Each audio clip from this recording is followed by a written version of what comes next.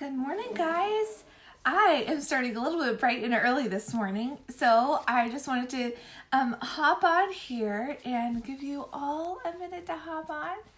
We're going to read out of Frindle, and it's a nice and gloomy kind of day, so I'm wearing all of my pumpkin spice flannel today.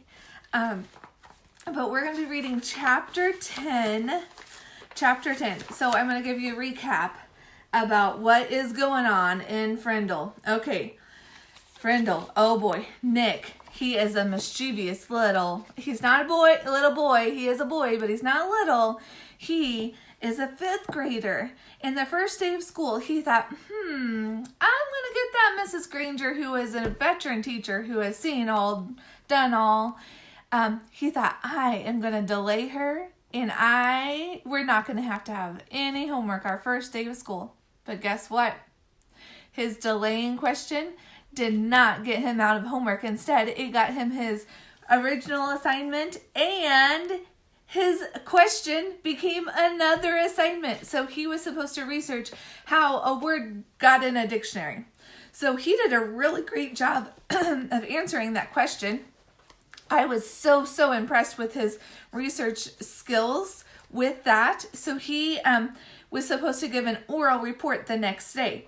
So his first mischievous thing in Mrs. Granger's class was the first day of school, and that was to delay and ask a delaying question. The second thing was he gave his oral report, but he made it last forever and ever and ever and ever and ever and ever and ever, in hopes to not have any more, to not have an actual class that day. But guess what?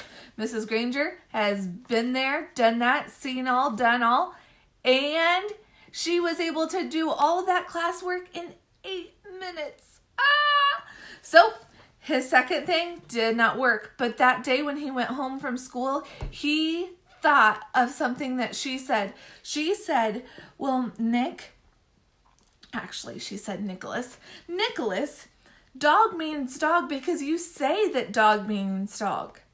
So he thought, I am going to make up my own word. So he thought of a new word. It is Frindle. This is what a Frindle is. He thought Frindle is a pen. So he went to the store and he asked for a Frindle. Behind the desk, they had all the Frindles. So they're like, what, a Frindle? So then he had a friend come ask for a Frindle, and then another friend, and then another friend. And then in class, he asked a friend for a Frindle, and that friend kind of made a big production about it. And Mrs. Granger had him come after school, after class, and said, no more of that. We don't need a big production.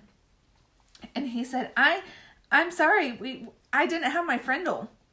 Ugh. He used the word Frindle twice after she said not to, and it was a big deal. And then all of a sudden, she posted a poster that said, don't use the word Frindle. If you use a word Frindle, then you're going to have to stay after school with me and write a sentence that says, I will not use the word Frindle is not a word. All of this stuff. Ended up 200 kids have to stay after school. The school board is involved, the superintendent's involved, the principal's involved. The principal's comes to Nick's house, and they have a talk, but Dad is on the principal's side. Mom is an ally. Ooh, what's ally?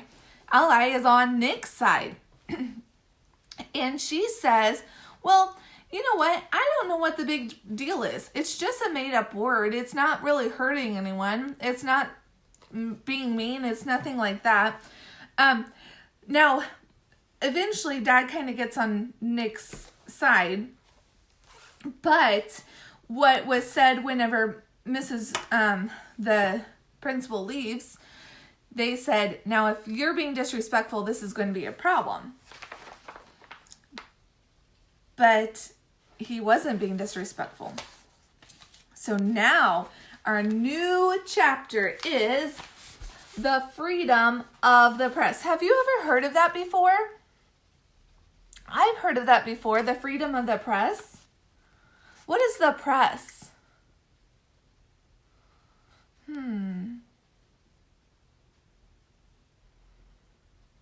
freedom of the press. I bet it's going to show us. You ready? If you are following along, we're on page 57. Judy Morgan was a reporter for the Westfield Gazette, the local newspaper. Westfield was a quiet little town. There was the occasional I have a hard time with that word, burglary. Theft. How about that? The teenagers got rowdy once in a while, and there was some shouting at the town council or the planning board now and then, but mostly things were calm and orderly in Westfield, and every Thursday the Westfield Gazette proved it. Ted Bell sold advertisements for the paper, and he had a daughter in 4th grade at Lincoln Elementary. He told Judy that a bunch of 5th graders were making trouble and were not obeying teachers anymore, and that there was something about a secret code word they were all using. Now, were they not obeying teachers? I guess kind of. Like, they didn't stop using the word Frindle, but they were still doing everything else they were supposed to do, right? And half of the students had been kept after school one day last week. Now that is true, including his own little girl. The only other story Judy was working on was about 18 new trees that were going to be planted along East Main Street. The trees could wait. This thing at the elementary school sounded like a real story. So Judy Morgan showed up at Lincoln Elementary School at 3 o'clock the day after Mrs. Chatham. Man, it's so early. Maybe my mouth isn't working today. Sorry. Chatham had been to visit Nick's parents. The sign at the door said all visitors must report to the office, and she did. On the bulletin board outside the office, Judy saw Mrs. Granger's notice about the punishment for using the word Frindle. She stepped back 2 paces, aimed her camera at the notice, and snapped a photo. Uh-oh. That is evidence right there, right? She read the notice once more and then stepped into the office. Mrs. Freed, the school secretary, looked up and smiled. May I help you? Yes, I'm sure you can. My name is Judy Morgan and I work for the Westfield Gazette. I'd like to know about this poster outside the office. The one about this word, Frindle? Who should I talk to? Mrs. Freed stopped smiling. She was sick and tired of anything to do with the word. For the past week, her phone had been ringing off the hook. If it wasn't a parent complaining about a child who had to stay after school, it was someone from the school board trying to get in touch with Mrs. Chatham or Mrs. Granger. Mrs. Freed pursed her lips and narrowed her eyes. She said, "You'll have to speak to the principal. Let me see if Mrs. Chatham is free." She was. There isn't a principal alive who won't find the time to talk to someone from the local newspaper. The reporter was invited into Mrs. Chatham's office. Judy noticed right away that the principal was not comfortable talking about this stuff. When asked about the poster outside the office door, Mrs. Chatham laughed and said, "Oh, that, it's nothing really. Some kids have been playing a prank, and it was time to put a stop to it." The principal's laugh sounded phony to Judy Morgan. And did the notice put an end to the prank? I heard that a lot of children were kept after school last week. Would you tell me a little bit about that? Parents would like to know what's going on. Mrs. Chatham looked like a kid who had been sent to the principal's office. So a principal looks like a principal who's been sent to the principal's office. That's kind of funny. She squirmed a little in her chair and tried to smile. She said, "Well, We do still have a little problem, but it's under control. Mrs. Granger may have overreacted a bit. I don't think the children have really been trying to be disrespectful. They're just having some fun, and it's more like a difference of opinion. And then Mrs. Chatham went on to tell the reporter what she knew about the word Frindle and how it had become popular among the students. Judy Morgan took careful notes. What do you know about reporters? Can you leave a comment below? What do you know about reporters?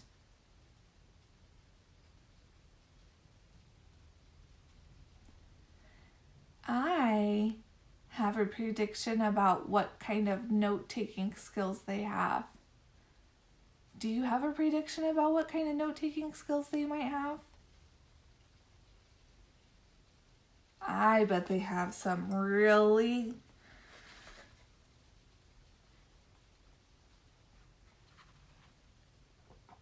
What do you think?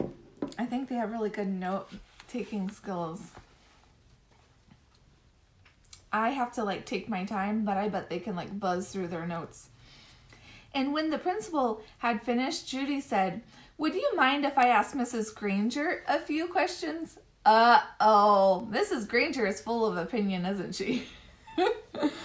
Mrs. Chatham said, "No, not at all." But Judy could tell that the principal wished she would just go away. What could she say, though? Mrs. Chatham couldn't very well keep the reporter away from Mrs. Granger because, after all, America is a free country with a free press. There's that again. Free press. What do you think a free press is? Can you put down below what you think a free press is?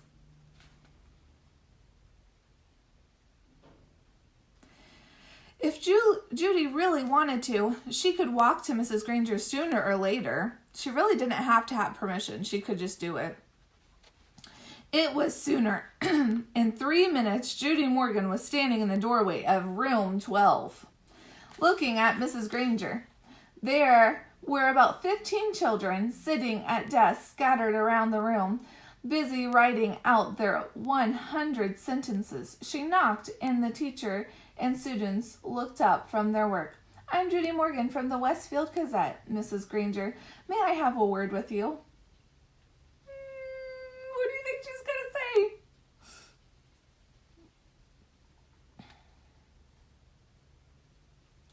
Mrs. Granger stood and came out into the hallway and closed the door. Judy could see past her and saw that every kid in the room was straining to listen. Judy noticed Mrs. Granger's eyes right away. Gray, maybe flecked with a little gold, and very sharp, but not hard or mean, just bright and strong. The reporter didn't waste words, "So I hear that you plan to stop the students from using their new word. How goes the battle?" Mrs. Granger did not smile, and her eyes got even brighter. "First of all, it is not a battle, and I am merely helping my students to see that foolishness should stop. Such a waste of time and thought. There is no reason..."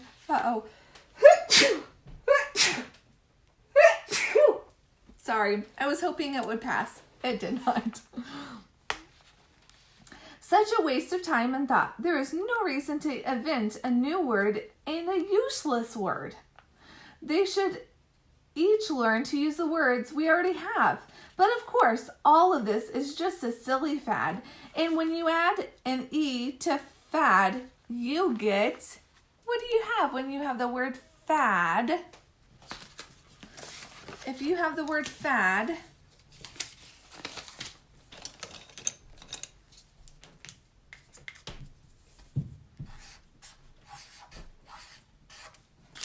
so here's the word fad.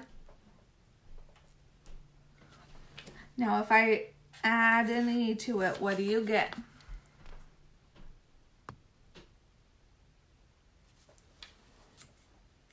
What do you get? You get fade. And I predict that this fad will fade. What does fade mean? Well, you can kind of tell with my marker.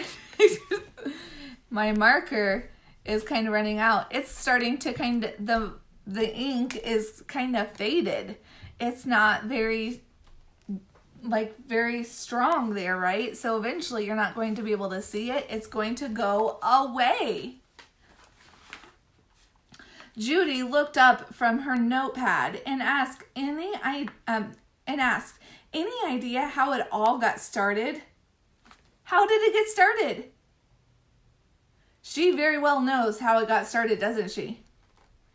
Mrs. Granger's eyes seemed to almost catch on fire at the question.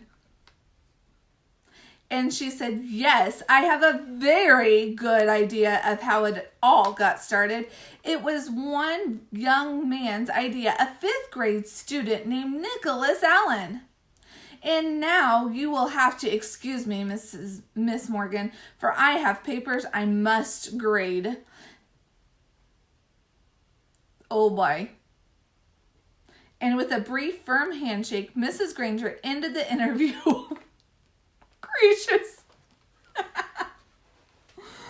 The reporter didn't leave right away. She walked back through the hallway and sat on the bench outside the office so she could look over her notes to make sure it all made sense. It took about 5 minutes. Then Judy stood up, put her notebook into her large black purse, waved goodbye to a frowning Mrs. Freed, and headed out the door. I think Miss Morgan has upset everyone in the school. Mrs. Freed is frowning. The principal is frowning. Now Mrs. Granger's upset. No one is liking Mrs. Freed. Gracious gravy. As she walked to the parking lot, 5 or 6 kids who had finished writing their sentences for Mrs. Granger came out another door. Judy walked beside them, listening to them laugh and joke. Then she asked them, Why do you kids keep saying Frindle? Don't you hate staying after school? A boy who was almost falling over from the weight of his backpack looked up at her and smiled. It's not so bad. There's always a bunch of my friends there. I've written the sentence 600 times now. Oh my gracious. How would you feel if every time that you did something I didn't like, I would be like, oh, now you got to write that for a sentence. Ooh, that gives me an idea. Maybe I should do that for Keaton and Hadley. What do you think?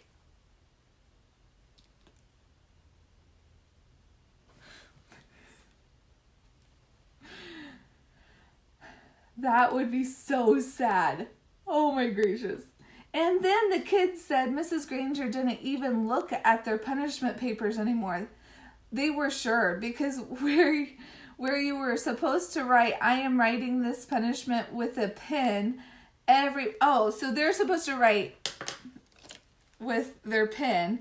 They're supposed to write, I am writing this punishment with a pen. Everyone is writing, I am writing the word Frindle every 4th or 5th sentence. So they're writing, I am writing this punishment with a pen. I am writing this punishment with a pen. I am writing this punishment with a Frindle. I am writing this. They're so naughty. Oh my gracious. And Mrs. Granger hadn't said anything. One girl bragged that she had written the word Frindle 45 times on her sheets today. She grinned and said, that's a new record. And this boy named Nick, Judy asked, has he had to stay after school too? The kids giggled, and a tall boy with reddish-brown hair and glasses said, Mrs. Granger has kept Nick after school so much that everyone thinks she wants to adopt him. The reporter smiled and said, do you think I could find Nick and talk to him this afternoon? The boy looked at Judy for a second and then said, I don't think Nick would want to talk to you right now. He might say something stupid and get himself in trouble. Then he grinned at his friends. The kids laughed and poked and punched each other and headed off down the block. Judy drove back to her office and started writing.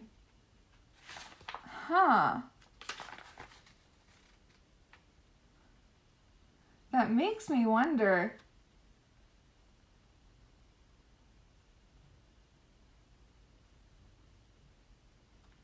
Why he said it that way, and why the kids laughed and poked and punched each other and headed off. The next morning, here's the new record. You ready?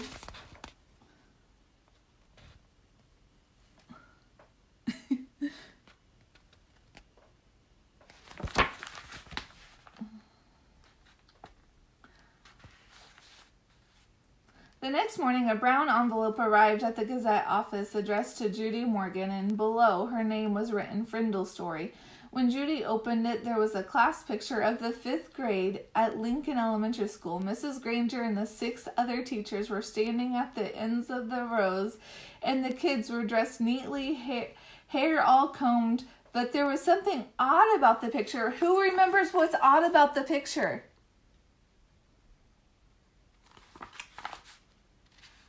The reporter looked closely and saw that each kid was holding up a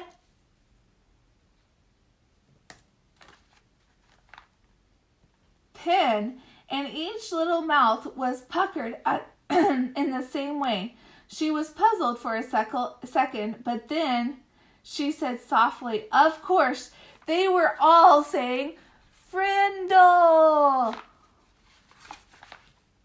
Written on the back of the picture in neat cursive was 3rd row, 5th from the left.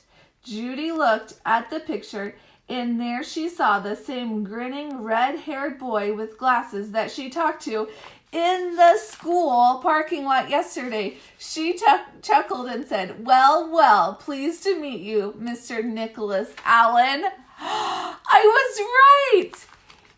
He was who she was talking to, and he was like, "Oh, I better not, because I probably would say something wrong." How mischievous. Oh my gracious. This book is getting so juicy, guys. What do you think? I need to know some. What are you thinking about this book? Give me all the details. Okay. That is all of chapter 10. Chapter 11 says, extra, extra, read all about it. So I want you to, what did you guys think about the word, the title of this word? It said freedom of the press. Now in that chapter, it said that no one could really stop the reporter because in America, we have freedom of the press. Do you know what that means? So she has the right to report things. So she has the freedom of that. So she could still go ask those questions and it would be okay. So that's why that title was Freedom of the Press. I cannot wait to see what happens in chapter 11. Oh, I love this book. Okay. Sorry about my mouth not working so properly today. It's early, 8:33. I hope you're having a wonderful, wonderful morning so far. And I miss you dearly. I will talk to you later.